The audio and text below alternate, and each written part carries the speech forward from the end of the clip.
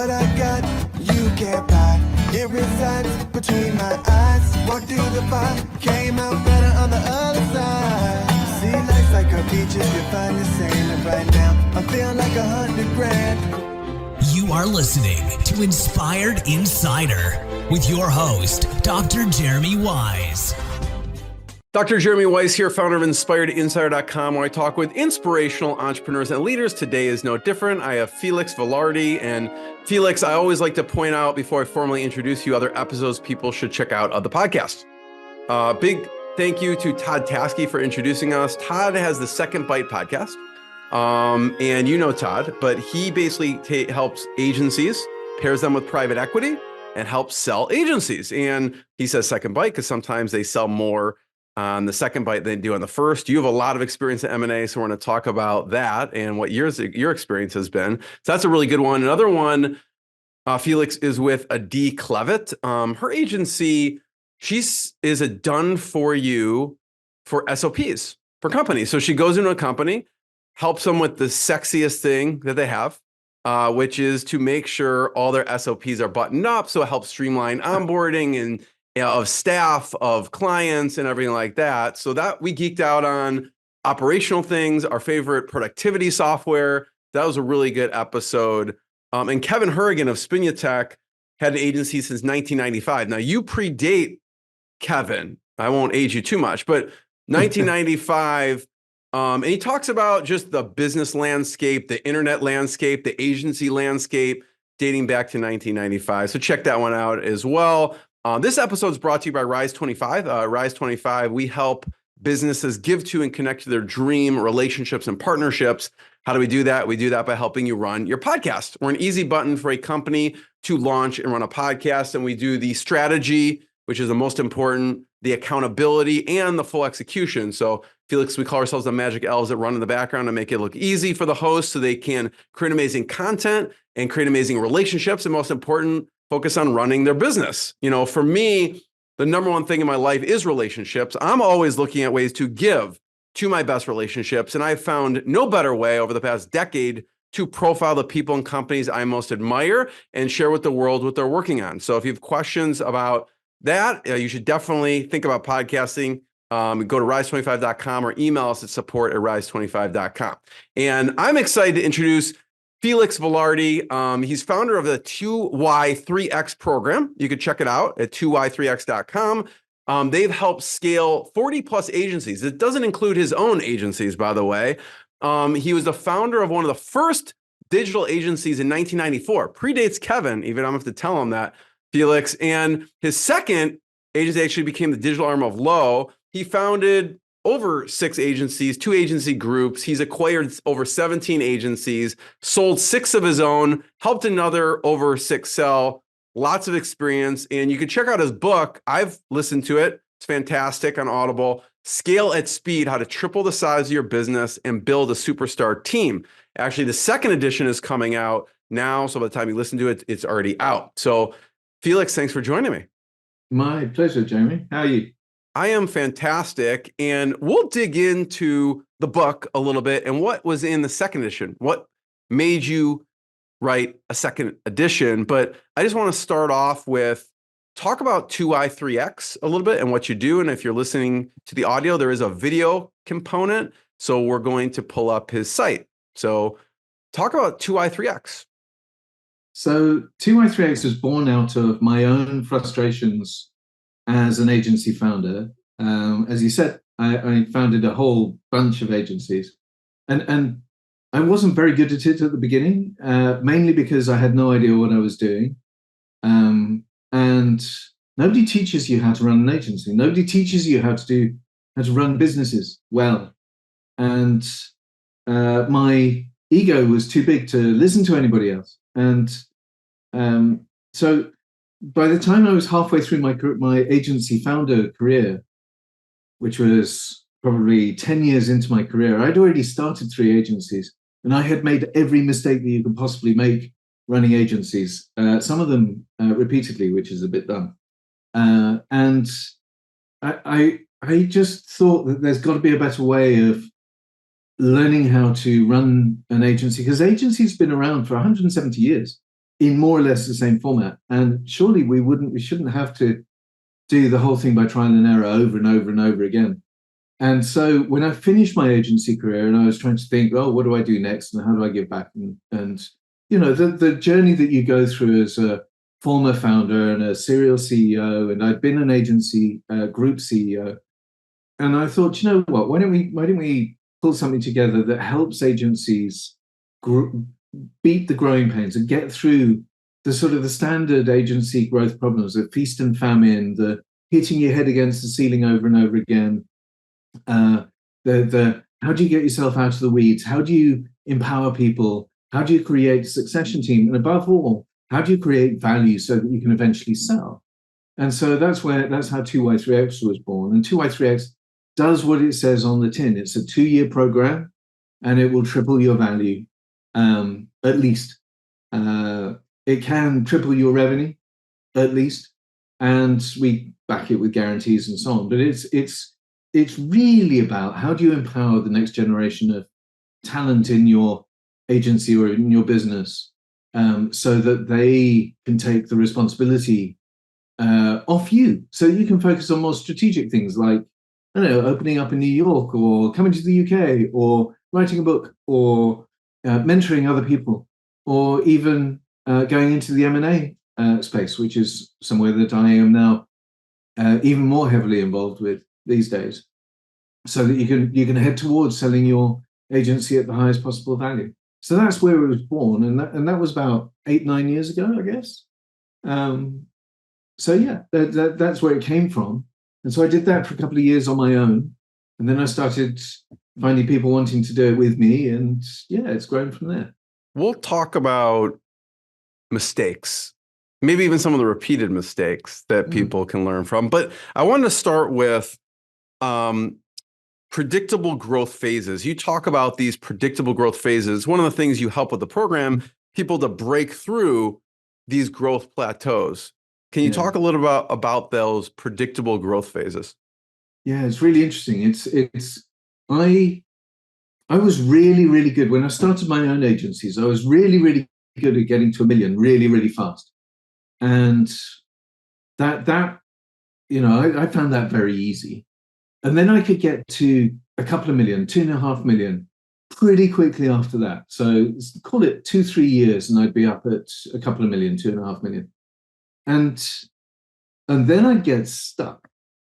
And so my early career was creating these agencies that would become groundbreaking agencies, famous. They'd win all the awards. In fact, my second agency was the world's most awarded digital agency, Head New Media. That was the one that became the digital arm of Lowe worldwide. And I had these amazing agencies that did brilliant work, win all awards. The culture was amazing, and I could not break through this 2.5 million revenue ceiling. I just couldn't do it. And I'd fall back a bit, and then I'd take another run at it, and I'd hit my head. And after a while, that became pretty bruising. And so I found myself in a situation where my first 2 or 3 agencies, I sold them when they got to that bit, because I couldn't break through this sort of kind of, I don't know, concrete ceiling above my head. And I, in retrospect, you know, I had a 20-year career and I had 6 agencies of my own, and then eventually I had a group of 12 agencies. And I saw this happening time and time again with founders. My friends and my colleagues and my competitors all go through the same thing. You'd get to either 1 million and stop, or you'd get to 2.5 million and stop, or you'd get to 3.5, 4 million and stop and get stuck. And it seemed to be this repeating pattern. And what I realized eventually, and it took me ages, right? You know how common sense always comes from somebody else, right? It took me retrospect and hindsight and several failures to realize that actually what happens is that when you're 1 million in revenue, you become perfect at delivering, at being 1 million agency, right?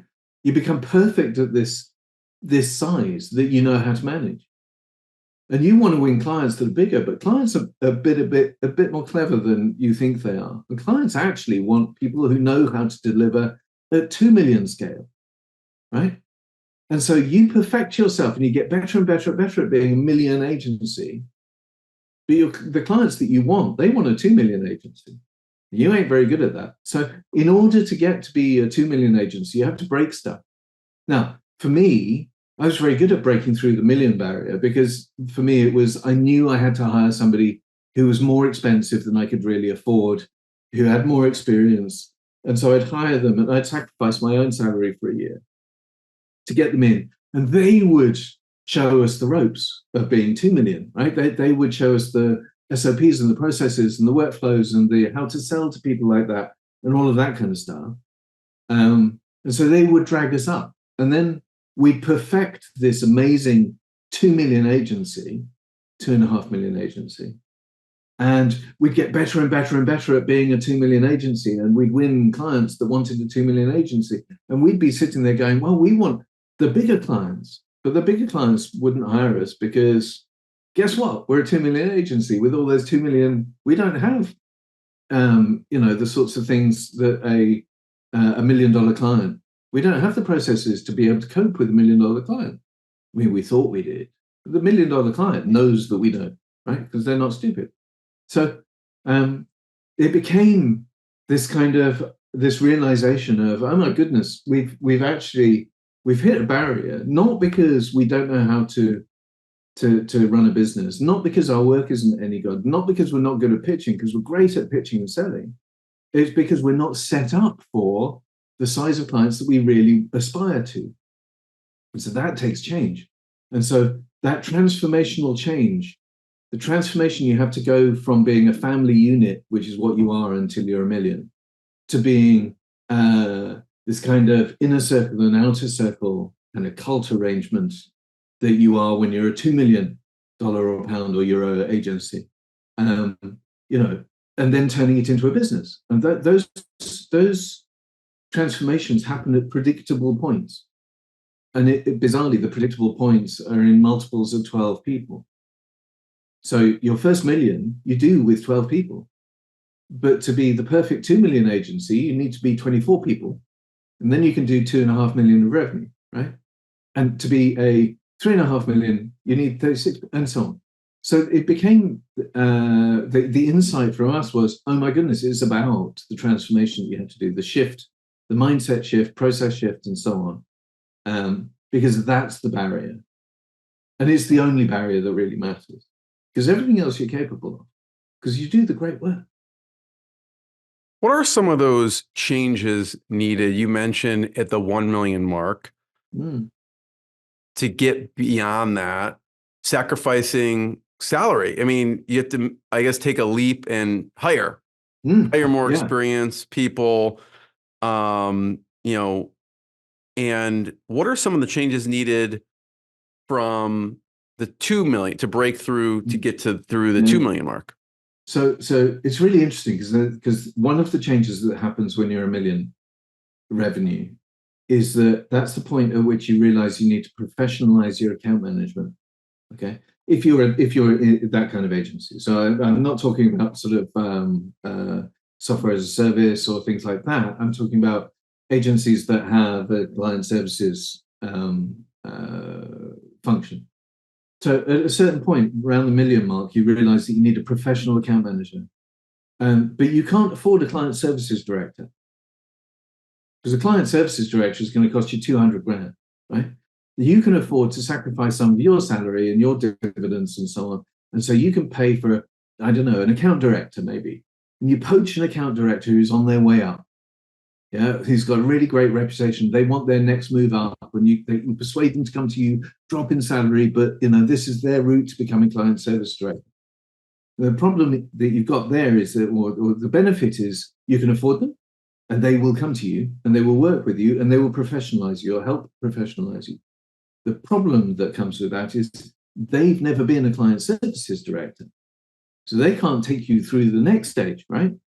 So the million that you break through the million by hiring the account director, and they take you to 2 million, at which point you need a group account director or a client services director type be able to professionalize you even further. And when I say even further, I don't mean organically and incrementally. I mean to change everything.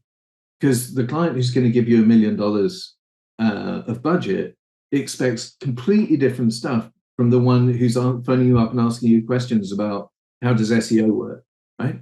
The $1 million client knows you know and wants to know what the dashboard's going to look like, right? And whether you can report to their board.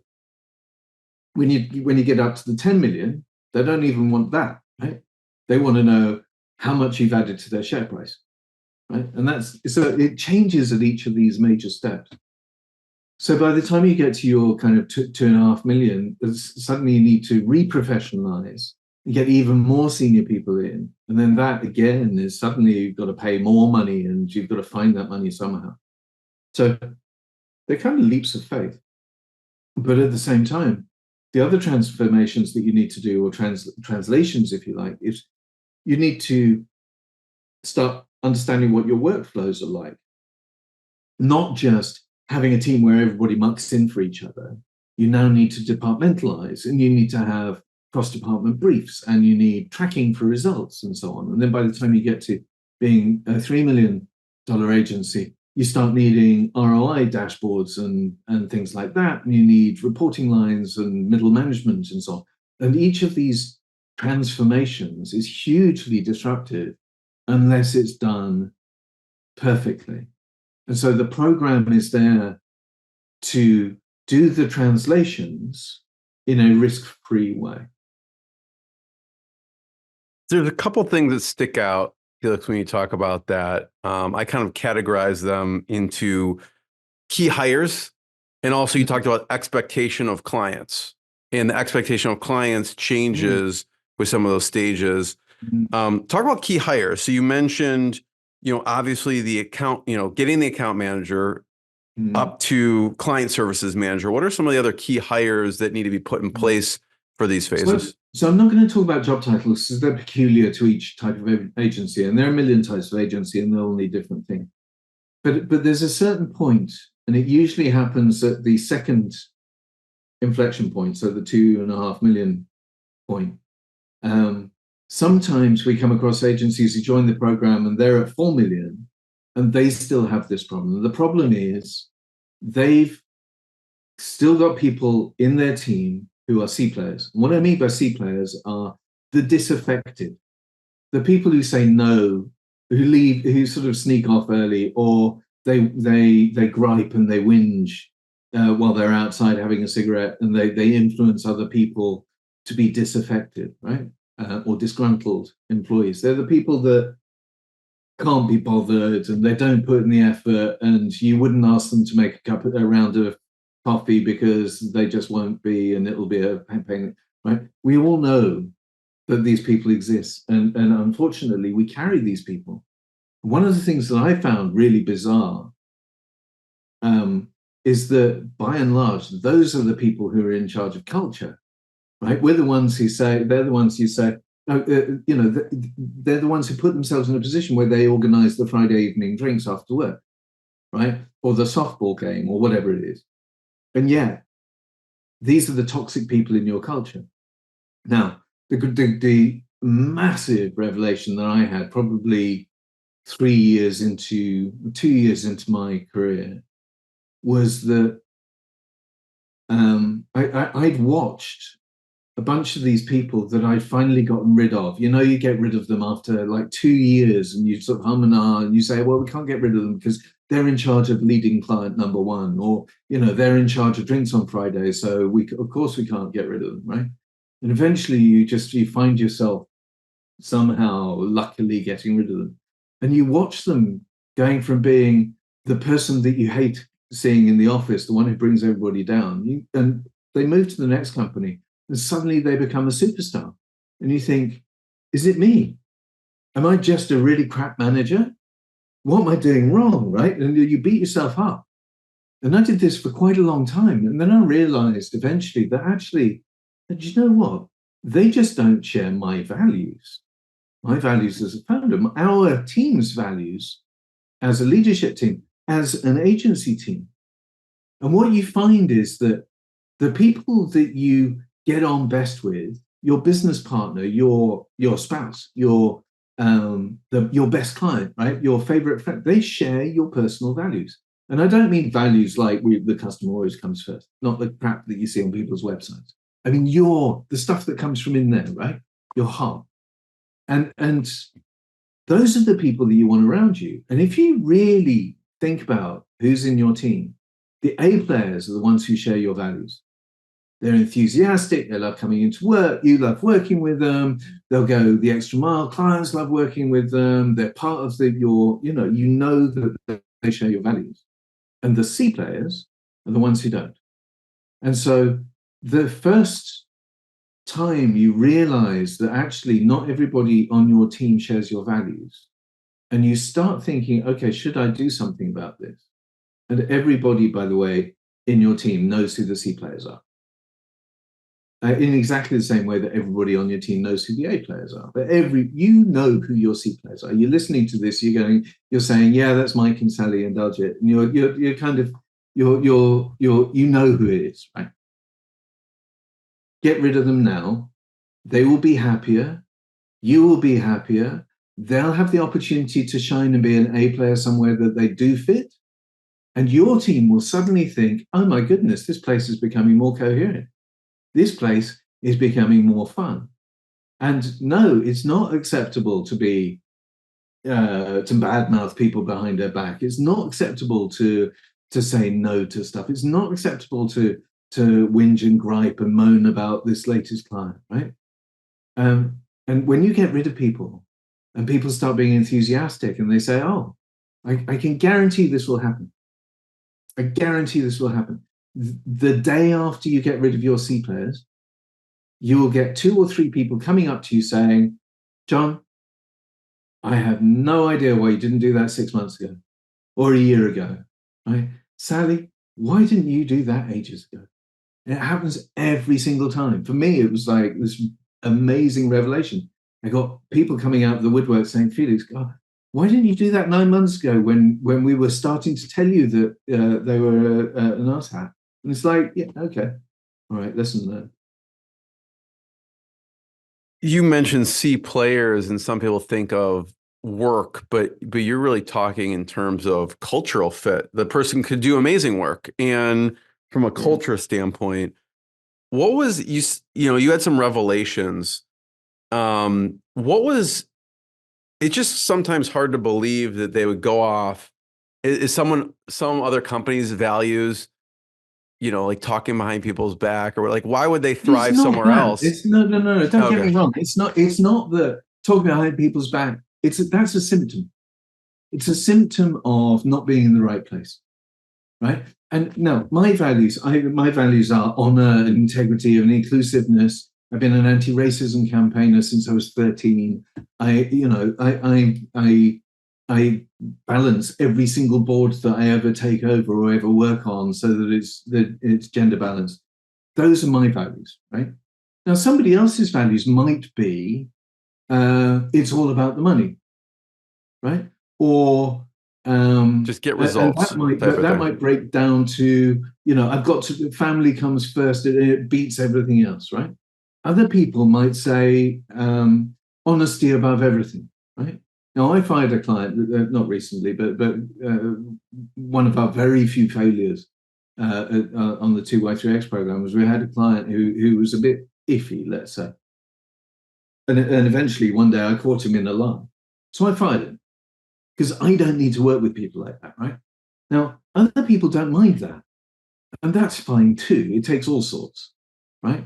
I can't expect everybody to share my values. And actually, we all keep each other in balance. You need left and right, you need front and back, you need progressives, and you need conservatives, because it keeps the wilder excesses at bay. And no matter how much I might think that my worldview is perfect and the world should be like that, the reality is it probably works better because it isn't. Right? So if there's a company over there where this person who whinges and gripes and moans and just says, "Oh, I don't like the work we're doing. I think it's rubbish," they'll be happier over there where they think the work is great, and I don't like the work, because there'll be a client for them. That's fine. So I don't have any problem with that. I don't have a problem with different personalities and so on. I want a mixed crew of multicultural weirdos, but that's just me, right? You might want something completely different. The next person might want somebody, a bunch of people who've all come from McKinsey and have got a degree from Wharton. That's fine too, in a funny, peculiar kind of way, and they can have it, which means I don't have to.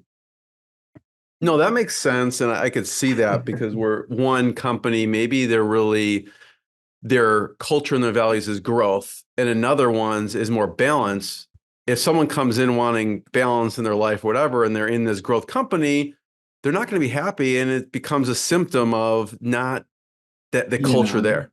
Yeah, completely. I mean, if you think about Jim Collins, right, and his get the right people on the bus, I think it's not just about whether people share your values. It's about whether they share your vision and your dream, or at least the direction of it. So for me, I had a really interesting conversation the other day. Somebody said to me, you're all about scaling. What if you don't want to scale? It's like, that's fine. If you don't want to scale, then don't read my book, because it's not going to have very much in it for you.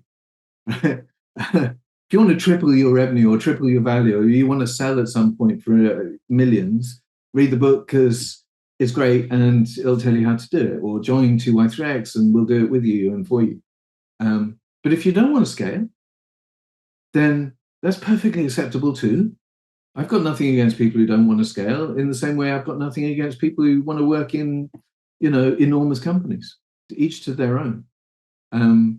But I do want to make sure that everybody in the companies that I work with wants to be on the journey of scaling. Because if they don't want to be on their journey, they're going to be unhappy pretty quickly. And if they're unhappy, they're in the wrong place.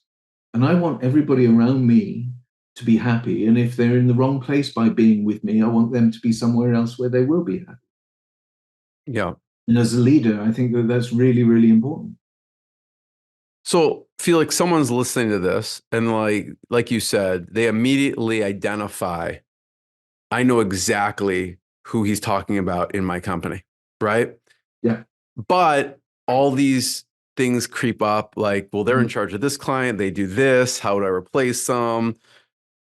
What's your approach on letting someone go? Like, knowing you need to do it and then actually doing it. Make the decision today, do it tomorrow.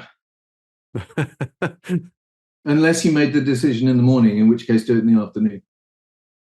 Listen, you're going to do it anyway, right? The sooner it happens, the sooner they can be happy somewhere where they'll be happy, and the sooner your team will be happy too. It's as simple as that. It's when's the best time to plant a tree, right? 20 years ago. When's the second best?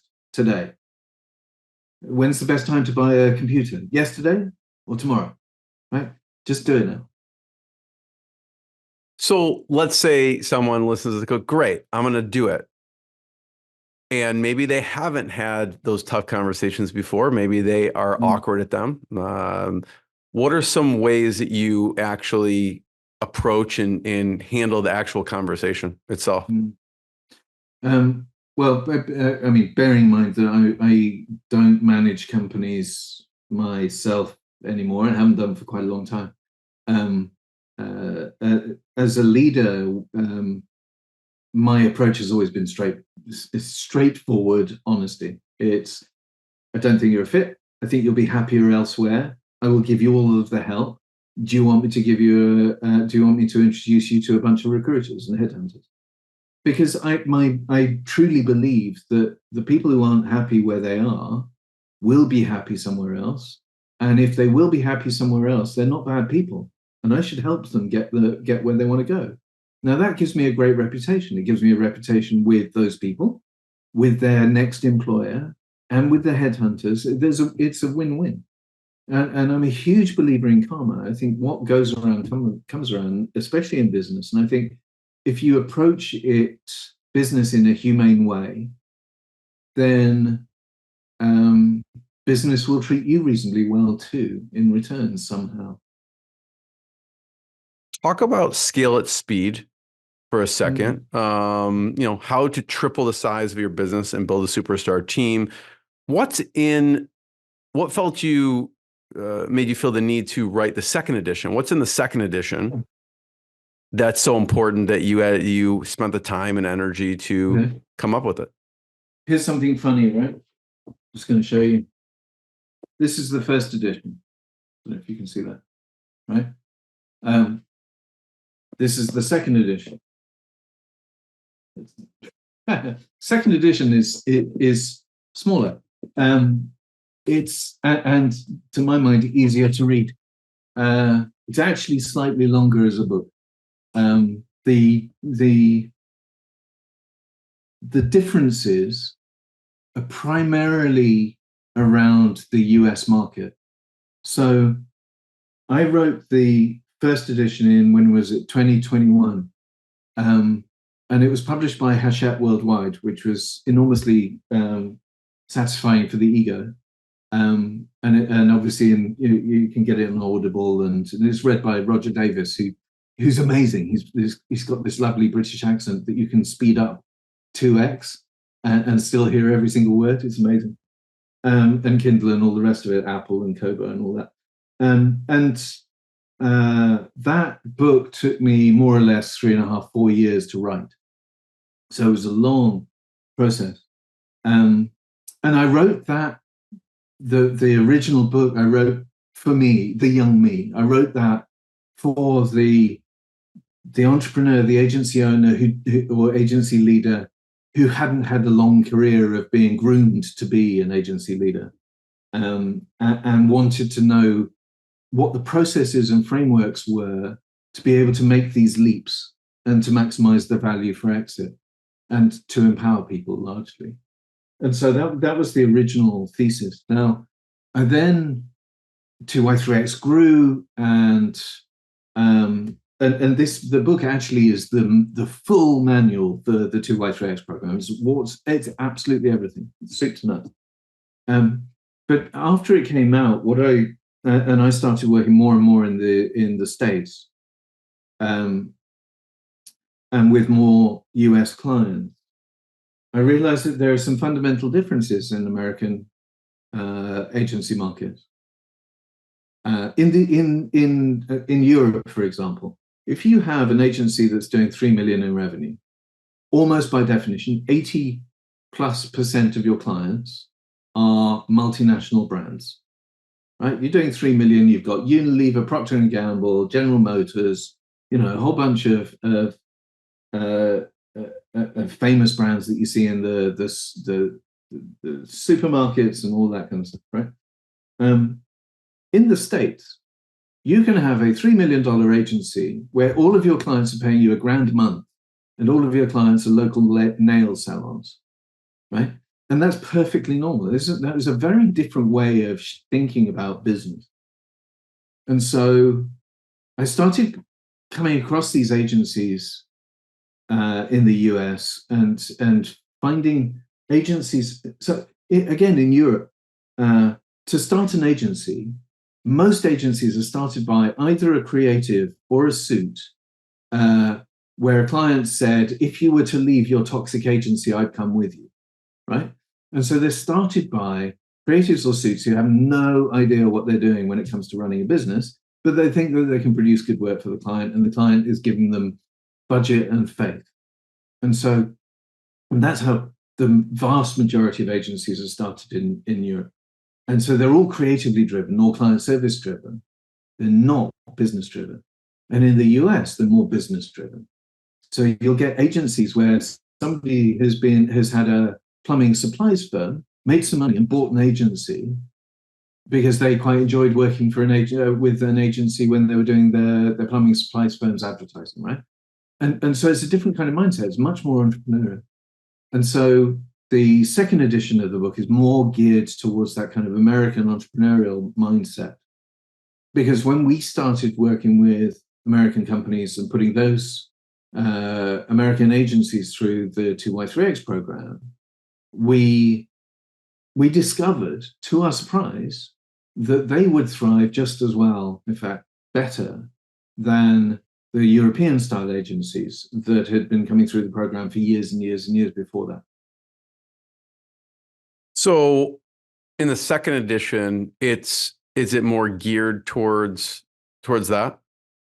Well, kind of. I mean, I'll give you one of the differences, just as an illustration. In the UK, which is arguably one of the most creatively sophisticated markets in the world for in advertising and creativity, digital creativity, the multiples are pretty high. If you get to 1 million of EBITDA, then you could expect to get at least 8 times EBITDA as your sale price. In the States, the first agency that I bought in the States was doing $3.5 million of EBIT, and we bought it for a multiple of 4. And that was kind of like, wow, this is very different. So, you know, the difference in multiples is because in the UK there are a small number of agencies and they're all working for international brands, and so if you want those brands in your portfolio, then you've got to pay top dollar. Whereas in the States, there are vast numbers of agencies that you can buy, and therefore the price is lower. So that's very much addressed in this in the new edition, which comes out May 7th, as you said. You obviously have a lot of experience, Felix, in M&A. What are some of the factors that you look at when you're buying an agency? Well, the same factors everybody else looks at, actually. So unfortunately, nothing revelatory. But if I'm acquiring an agency, I will do the same kind of basic due diligence as every single other buyer, from the network, so Interpublic, WPP, you know, Publicis, and so on, Omnicom.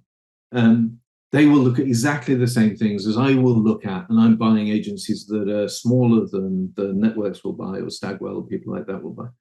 But when I'm looking for an agency, and I'm looking at an agency, the basics are fame. Are you differentiated from your competitors?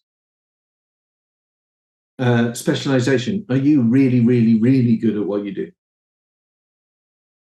Because if you're just the same as everybody else, then I might buy you for bulk, but I'm not going to buy you because you fill a gap in my strategically diverse portfolio. Financial rigor. Do you do your accounts properly? Right? Can I trust your numbers? What else? Stability. Is your growth rate steady? Is it predictable? Because I'm not buying your previous growth. I'm buying next year's growth, and the year after, and the year after that. Succession. This is absolutely critical. When you leave as the founder and the and CEO of your agency, when you leave, who's running the business? And the reason I ask that is because certainly in my experience, and there's a statistic in Europe, which is 60% of founders who sell their agency don't survive the earnout. And the reason for that is you didn't start your agency to have a new boss. So I acquire you, or you get acquired by, you know, whoever it is, Geometry or whatever, or Stagwell. They come along, they buy your agency, and suddenly you've got to report to somebody, and you've got to report in ways that you know. When I got bought by Interpublic in Low Worldwide, they used to fly me to New York once a month to present a spreadsheet that I simply didn't understand to a bunch of people who did not know what I was doing because I had blue hair and they didn't understand digital, but they were from advertising, so they were cool. And it was this culture clash from hell, right? You don't want a boss. If you run an agency, you didn't start it so you could have a new boss. So succession team is really critical for the buyer, because the buyer is looking for ways to de-risk their purchase. And the reason that they're looking to de-risk it is not because they're worried about the $1 million or $2 million that they're spending on buying you. They're worried about the fact that you are worth to them 10 million or 20 million in future value. And they don't want to risk the 10 or 20 million, not the 2 million that they spent in cash on you know, changing your life. They're worried about the 10 or 20 million that is going to change their shareholders' lives, right? So they want to de-risk everything. So they assume that you're going to leave, that you're going to tear your hair out and you're going to run away screaming at some point. who's the succession team? And the succession team is not just your senior management team, they're the people who will drive the future of your business. And again, that's one of the core things that 2Y3X and the Scale at Speed book address, is how to build that succession team, how to empower it so that you can leave, or you can do M&A, or you can start your green startup, or whatever it is that you really want to do. Because succession is so important. What else? Client concentration.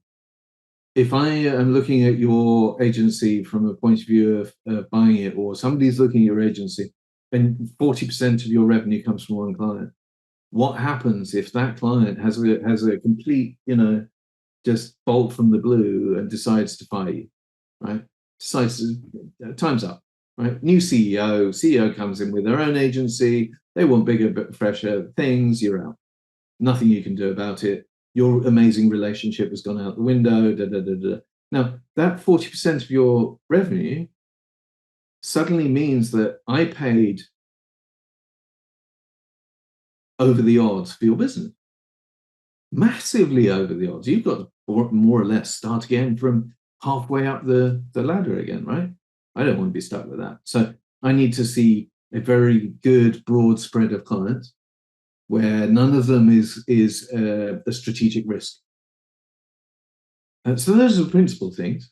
Those are the things that you'd be crazy to ignore if you were acquiring or selling your agency. And as I say, I sold a bunch of my own agencies, then I helped a bunch of other agencies sell, and I became very good at fixing all of those discount factors. And in fact, that became the original basis of the program. On the selling and buying side, Felix, what have you learned now the transaction is done? What have you learned from the transition? Some of the lessons, whether you bought or you sold, that people should be thinking about? If you're the founder and the CEO, again, culture matters, right? Set aside yourself for a second. The perfect listener is sitting there thinking, right, in 2 years' time, I'm going to sell my agency. I'm going to triple my value before we go there, because obviously we're going to join the 2Y3X program because it's not stupid. But I'm going to think altruistically, right? I sell my agency. What's going to happen? Well, the first thing that's going to happen is there is going to be a bigger company and a bunch of sister companies around me that are going to be my new family, right? And I have been on my own so far. Suddenly I'm going to have this family, and I'm going to have to get on with this family whether I like it or not, right? They're going to be the in-laws, and they're going to be the distaff end of the family, and they're going to, that agency over there that's now my sister agency that desperately wants to make friends with me is doing stuff that I don't like because I don't believe in CRO or whatever it is that I don't believe in, right? You're going to have to get on with a whole bunch of people. And it's not you, the founder, who's going to have to get on with all these people. It's your people. It's your team. So now, if you've identified your C players from a culture mismatch point of view, and you've got rid of them, and you know what your culture is, you know what your team's values are, personal values are, and you've got coherent culture, and it's great, and you all love working with each other, you would be foolish not to consider culture first when it comes to the deal that you do, right? Unless you're the sort of person who says, give me $6 million and I'll walk and I don't care, right? If you're that kind of person, well, I can't help. I can't help you, and I can't help your team, unfortunately. Your team is going to be left high and dry because they're the ones who've got to get on with it. So thinking altruistically, I would be thinking, okay, will my team fit the culture of the acquirer and the acquirer's other acquisitions, the other agencies in the group? Because culture is everything, right? Culture's, oh my goodness, I can't tell you how important values and culture are. So that's number one. Secondary consideration is, as a founder, will you fit the culture? Will you get on with your new boss? Because no matter how much they say, oh, no, we're all equals, and you'll be on the operational board and blah, blah, blah, blah, blah. You have a boss, and you are going to be reporting to the finance director who's going to treat you like an employee, right? The CFO of the group is going to treat you like some underling who has to report stuff to you. You have to get over that. And if you think that you can get over that, then great, you've got half a chance. And if you don't, make sure you've got your succession team in place. And it takes, I mean, the program gets a succession team in place within 3 months, right? Fully baked. You've now got your future. But it takes a year to get them to the point where they're really running the business and looking after the business's future. So think about it early. Think about it at least a year, if not 2, before you intend to sell. Because that succession team is going to carry your agency and your people and the value you're going to make out of this, just in case you don't survive the transition yourself. Right? And speaking from experience, I had 2 deals that worked beautifully from a transition point of view. Most of my deals were car crashes from my point of view. They were great for the team, but I hated having a new boss. I had one boss who I loved. He was the CEO of a group, and he got ousted in a very nasty boardroom coup about 18 months into our relationship after we'd been acquired. And I left almost instantly after that. And that was a pretty horrible experience too. But the other brilliant deal that I did was the last agency that I'd started that I sold. I sold it in the end of 2014. I left 7 weeks after the deal was done. And that was magic for everybody. Everybody was so relieved. The new acquirers were so relieved. I was so relieved. And I planned it very, very carefully to make sure that could happen. And everybody was in on it, and it was fine. The acquirers were in on it too. But it was, we made it happen by putting in place the succession team, and the acquirer loving the succession team, and the succession team loving the acquirer's group. Yeah. So, you've experienced the spectrum, let's say. At what revenue level? I don't even know if it's a revenue level per se. Felix, does it make sense for someone to maybe if they qualify to join the 2Y3X program? So 2Y3X, the sweet spot is for somebody joining is 2 million to 5 million of revenue. We allow companies to join the main program from about 1.2 million, I think it is the bottom level. We have a junior program for smaller agencies that need more general guidance. It's much less expensive. It's much less time commitment. For the main program, basically, if you're 1.5 million and you're a dozen people or more, then that's the entry point to the program. But as I say, the sweet spot for entry is anywhere between 2 and 5 million, I'd say. Felix, I want to ask about momentum and what you do with momentum.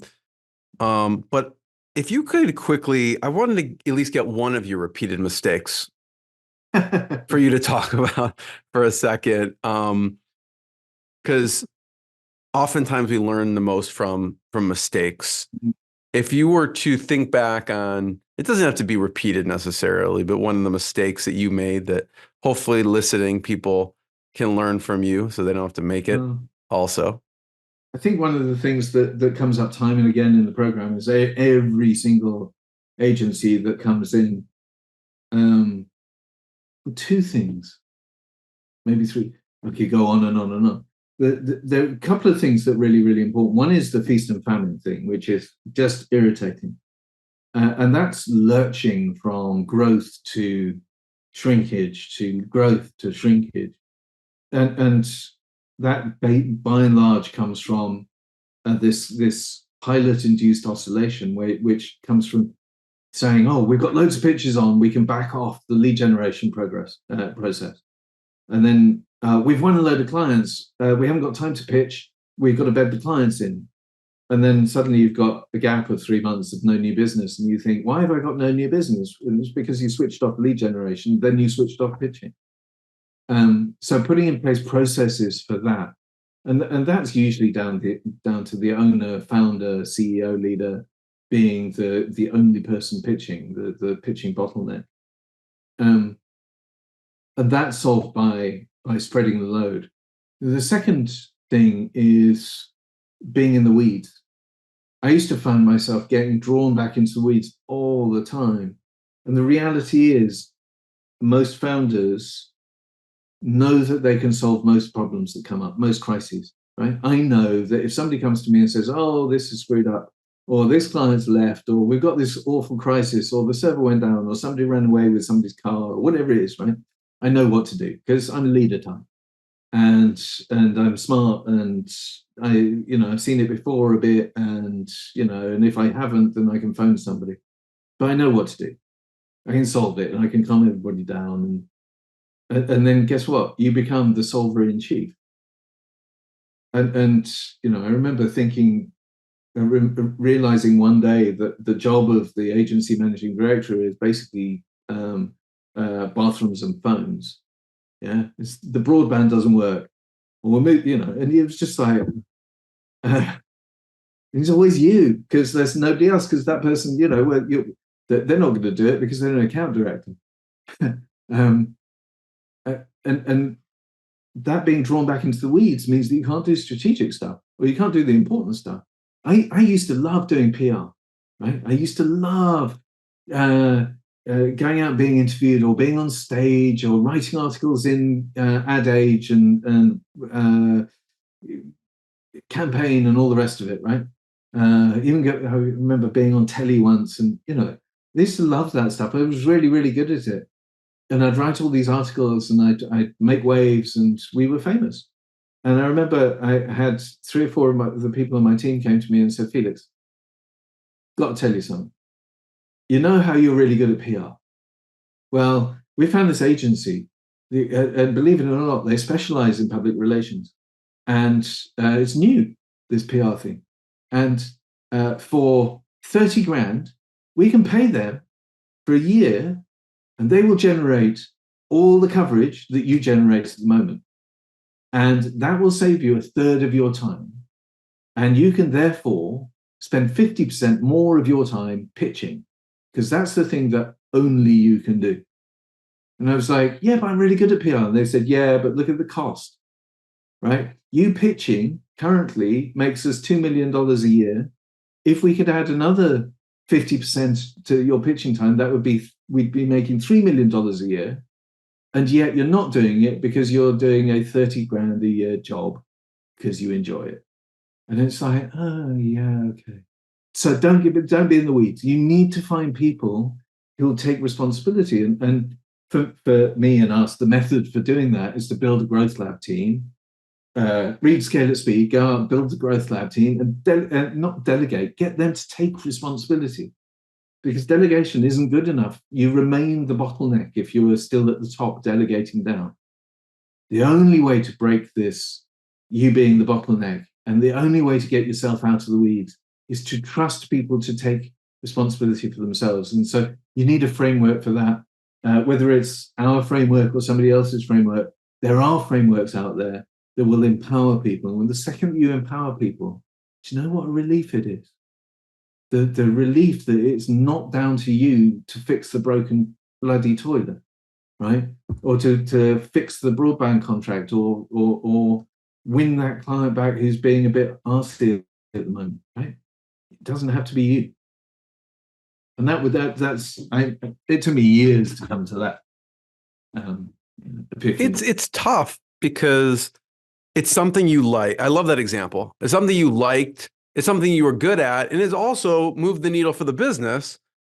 But there were other things that moved the needle for the business more and better and faster. And so it's good you had a team that would approach you on that and probably push back a little bit on you, because there is a resistance factor of liking it, good at it, and it's leading to business. So from the outside, it's like, yeah, keep doing that.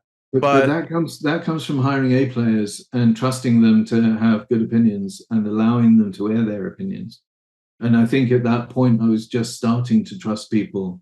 One of the big revelations that I had in my management career was that nobody's looking to you for instruction. None of your team is coming to you for instruction. They're coming to you for your permission. They're coming to you because they want your permission to solve it their way. And we can encourage that by saying, I don't know, what do you think? Right? There's Bill Marriott's famous 7 most important words for the CEO. I don't know, what do you think? And at the beginning, it infuriates people. And then after that, people will take the mickey out of you for saying it. And then after that, they'll start coming to you with solutions. And then suddenly you've got an empowered team. And that's magic. And when you have a business like that, it's wonderful to be part of. Felix, I don't know if you have time for this. If you don't, we'll end it here. But I would love to hear what you did with momentum. If you have to go to your next call, I totally get it. Well, I mean, you talk about momentum just because it's one of our great case studies where we have, this is a typical agency. Alpha Century is exactly the same. Impura, they're decent. These agencies come into the program because they're stuck at that 2 or 3 million mark. They don't know how to break through the ceiling because they've never been on the other side. And we've been on the other side of that ceiling. We know what the next phase is, and the phase after that, and the phase after that. And I think when you bite the bullet and you say, do you know what, I could do with outside help. That's a really, really important step because you're talking about really brilliant CEOs, and they, they build their business from scratch by grit of their teeth, and they get to a point where they recognize that they don't know what it looks like on the other side of the next wall. And I love it when I have those conversations with agency founders who say, show me the other side. Because the second you show me, I'll know what to do. And that's great. And that's what program's all about, is we bring people in and triple their revenue. I mean, in that particular case, we opened up in the States and did $1 million of revenue in the first year, right? And we serviced the business from London and grew in the States. There are tons of those kind of case studies of agencies where they just need to be shown how to liberate their people and how to empower their people and how to fix the discount factors and how to do the kind of risk-free transformation that's required. Because the second that they can see how to do it, the second that it's in their hands, they start scaling, I hate to say this cheesily, they start scaling at speed. For momentum, do you remember one of the big ahas or takeaways for them?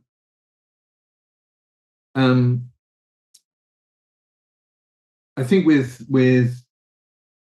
them, it was the realization that empowering the team would quadruple the bandwidth at the top. And I think one of the problems that you have, many agencies have, is that you've got a founder or a founding partnership where they are the bottleneck. Literally, they're the bottleneck to growth, and they're handling the crises, but they're also handling the strategic stuff, or trying to. And one of the things about the program is that it directly addresses that. We recruit a team around the founders who are a mix of junior and senior people, but all superstars within the business. And you all know who your superstars are, right? If I say, who are your 5 superstars, you know who they are. So you bring those people into a team together and you co-create a plan of action for the next 3 years. And it's a great process. We call it the strategy map. And that team takes responsibility. So you're not having to delegate downwards. You are part of a team now of 5 or 6 people handling the 20 tasks that are required to make progress, rather than you being the bottleneck and you being able to drive 3 or 4 or 5 big changes each year. And one of which is, by the way, is usually your new website, which is going to take 18 months anyway, despite the fact that you're a web design company or whatever it is, right? We all have that same problem. But it is very rare that we can get more than a few big changes done as leaders on our own, because we've got to force the changes through. We've got to come up with all of the thinking. We've got to persuade everybody. Then we've got to delegate. Then we've got to monitor the delegation. Then we've got to unscrew the screw ups. And then we've got to make sure it's bedded in. And so that takes a lot of your attention. And as a leader, you may have bandwidth to do 5 of those things, but one of those 5 things is going to be taken up with, client number 1 who needs your attention because your name's above the door, and so on, right? And the slot number 2 is going to be taken up with crisis that's just come on, you've got too many pitches on, or you've lost a big client, or whatever it is. So your bandwidth to deliver big changes in your business is very narrow. It's very limited indeed. When you've got 5 or 6 people on a growth lab team, and each person is delivering 1 change every quarter, that's 20 changes over the course of the year, not 3 or 4. And that's what creates scaling, is that the relentless grind through a plan of action to take you to some lofty, lofty goals gets you to the lofty goals if you follow your plan. But it can only work if you can empower and motivate people. And it turns out the best way of empowering and motivating people is to get them to create the plan with you, because then you're not meeting resistance when you tell them what to do. You're giving them permission to do the thing that they wanted to do. That makes life so much easier. Anyway, that's the secret sauce of the program that we don't tell anybody about. Yeah.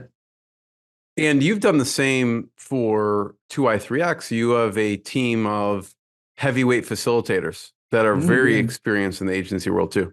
Yeah, all of our program leads have been agency CEOs themselves, agency founders. They've all sold their agency or exited in one way or another. Some of them have run groups. They are superb, amazing people. Mo there on the left, she was head of consulting for Adobe in Europe, Middle East and Africa. She was head of digital at Saatchi and Saatchi. She's been on leadership teams of all sorts of in all sorts of places. So Simon in the middle there, he came through the program. He actually was the COO of, or managing director of, an agency that joined the 2Y3X program in 2017. They completed the program. They were bought right at the end of the program.